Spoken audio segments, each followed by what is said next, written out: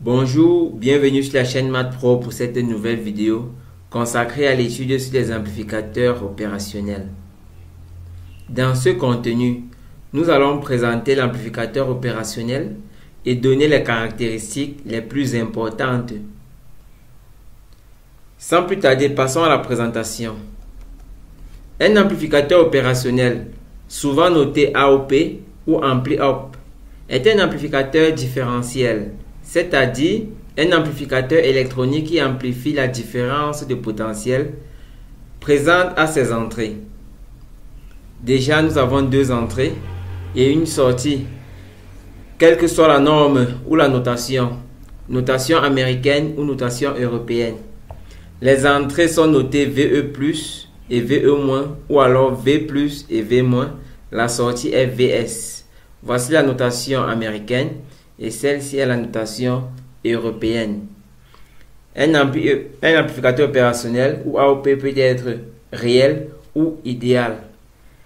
Et sur le marché, il se présente sous la forme d'un circuit intégré. Ici, nous avons le LM741. Donc, le schéma interne est le suivant. Donc, notre amplificateur opérationnel LM741 a une configuration interne formée de plusieurs transistors. Nous avons en général au moins 3 étages.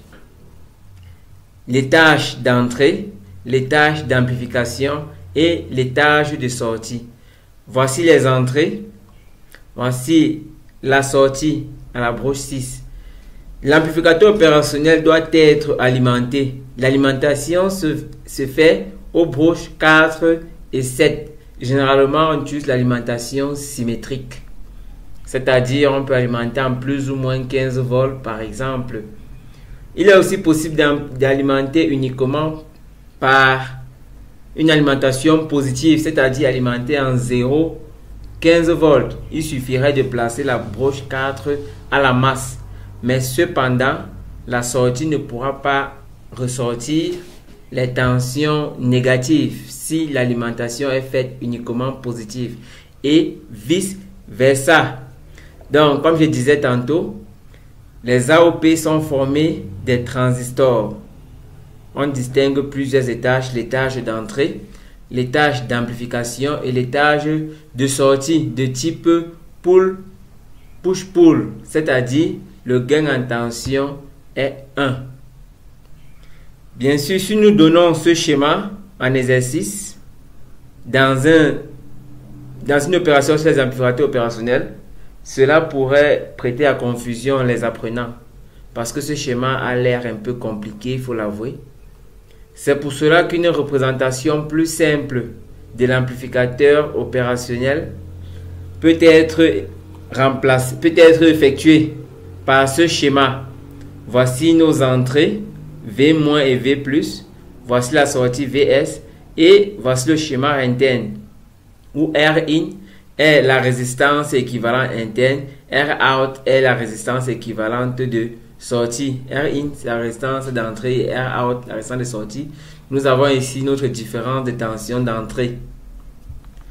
Pour un amplificateur opérationnel réel, AOP réel, l'impédance de sortie n'est pas nulle.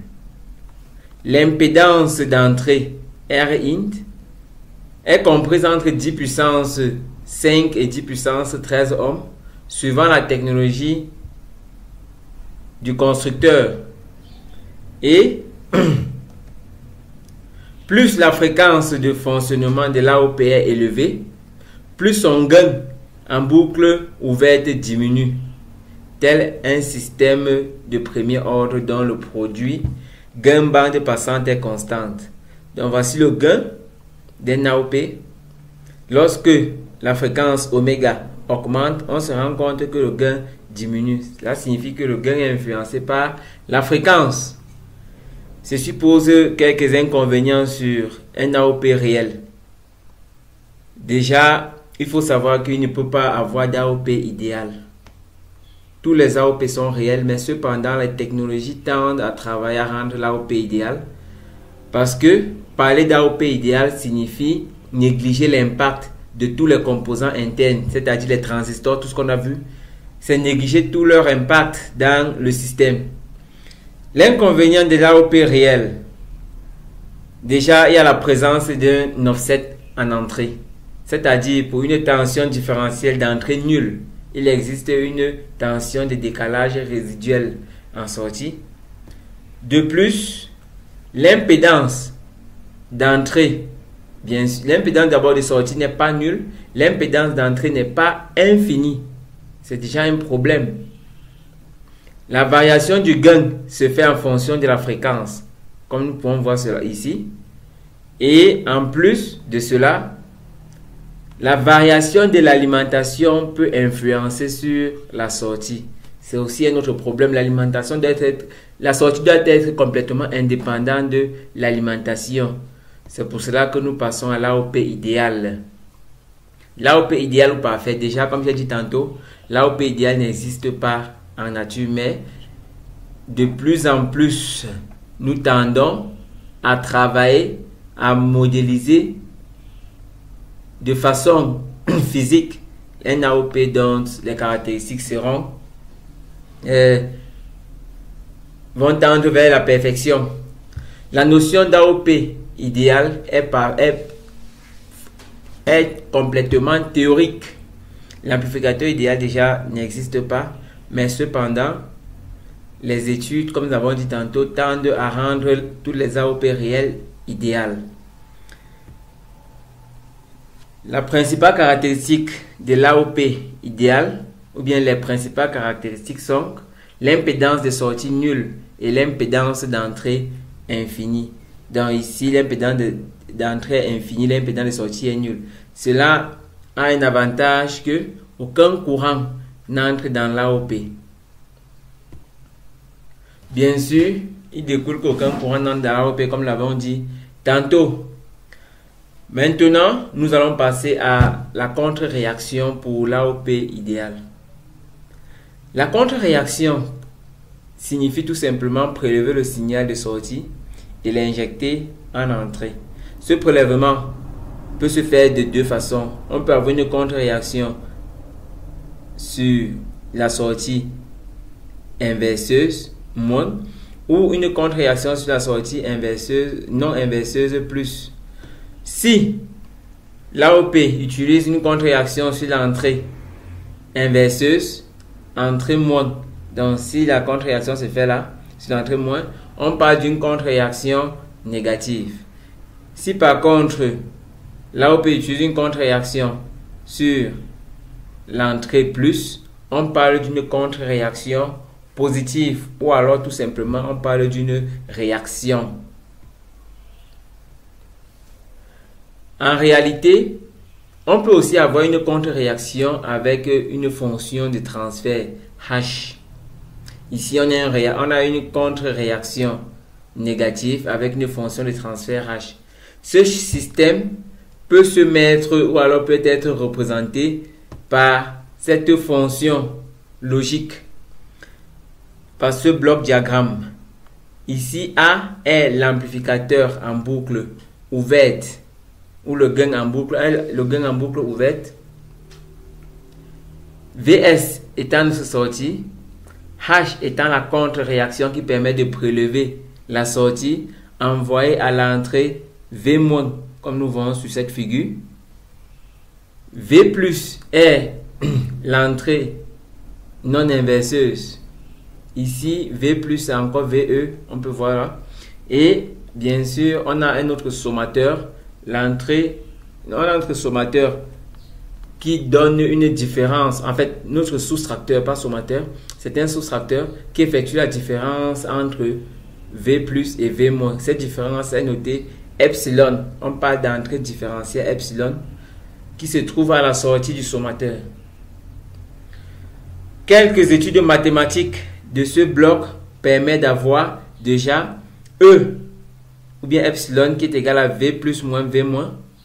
Epsilon est égal à V+ moins V-, avec V+ qui est égal à E, comme nous pouvons voir sur le schéma bloc, ou alors ici, V+, c'est toujours VE.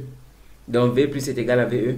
V moins, si on observe la figure, on va se rendre compte, voici V moins, c'est égal à VS multiplié par H.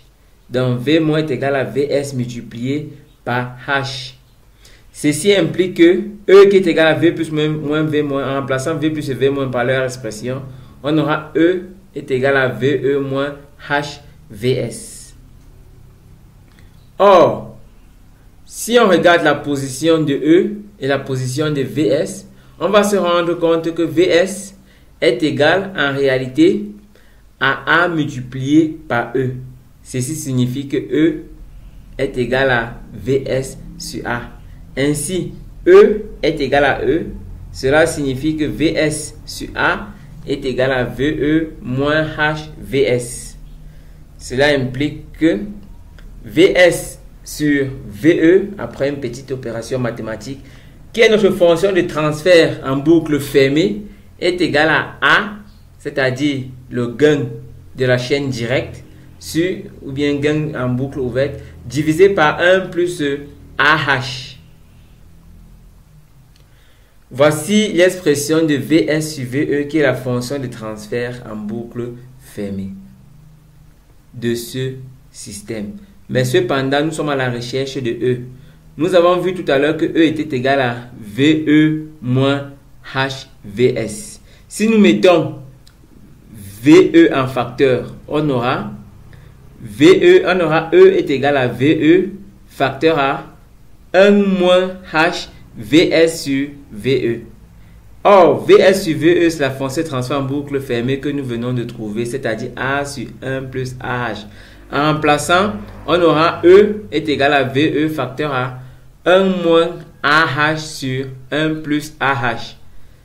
Cela signifie que E est égal à VE facteur à 1 sur 1 plus AH. Cependant, l'amplificateur étant idéal, A est égal à l'infini. Donc A tend vers l'infini. Puisque A tend vers l'infini, en remplaçant ici A par l'infini, on aura E qui tend vers 0, puisqu'on aura 1 sur l'infini qui sera égal à 0. Donc E est égal à 0. Cela signifie que V plus moins V moins égale 0. Donc V plus est égal à V moins. C'est le régime linéaire. Plus précisément, en régime linéaire, V plus est égal à V moins, c'est-à-dire l'entrée plus, la tension d'entrée plus est égale à la tension d'entrée moins. De ce fait, si l'une des bornes est reliée à la masse, l'autre constitue ce qu'on appelle une masse virtuelle. C'est-à-dire, quelle que soit la tension qui est reliée à V moins, si V plus égale 0, alors V moins aussi est égal à 0, quelle que soit la tension. On parle donc de masse virtuelle en V moins. En effet, le fait d'avoir une masse virtuelle signifie qu'on a un potentiel nul ici, mais sans avoir une masse qui est physiquement connectée. C'est sans doute là l'un des points essentiels de l'AOP, car cette technique permet de réaliser bien de prouesses en électronique que l'on doit voir dans les montages de base de l'AOP. Nous allons voir plusieurs montages de base de l'AOP, notamment l'amplificateur inverseur, l'amplificateur non inverseur, le suiveur, le sommateur, le soustracteur, l'intégrateur, le dérivateur, le montage exponentiel, le montage logarithmique, les filtres et bien d'autres montages. Voici un exercice à réaliser. Je vous demande que réalise chacun des montages suivants. Voici le montage A. Le montage A est formé d'un AOP, d'un condensateur et d'une résistance donnée par cette figure A. Et le montage B est formé d'un AOP de 4 résistances. Le problème est de savoir le rôle de chaque montage. Si vous êtes nouveau sur ma chaîne, merci de vous abonner, de liker, d'activer la cloche de notification pour ne pas louper les prochaines vidéos. Merci.